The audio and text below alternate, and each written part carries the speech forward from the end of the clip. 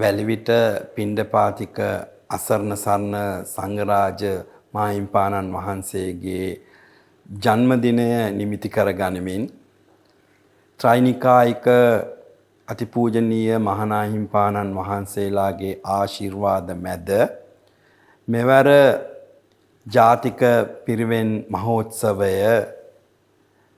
විශේෂයෙන් ශ්‍රී දළදා මාලිගාව අනුබද්ධිත ශ්‍රී ලංකා ජාත්‍යන්තර බෞද්ධ ඇකඩමිය එම නැත්නම් සිබා සරසවි පරිශ්‍රයේ ජූනි මාස 18 සහ 19 යන පුරා දින දෙක තුල පැවැත්වීමට සියලු කටයුතු සංවිධානය කරහමාරයි.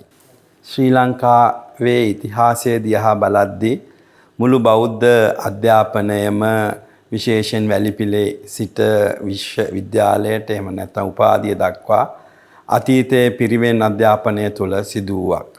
ඒ නිසා වර්තමානයේදී මෙවැනි පිරිවෙන් පැවැත්වීම සහ පිරිවෙන් අධ්‍යාපනයට ඉඩ අවස්ථා සැලසීම බෞද්ධයන් හැටියට අපි කාගෙත් යුතුයකමක් හැටියට අපි දකිනවා.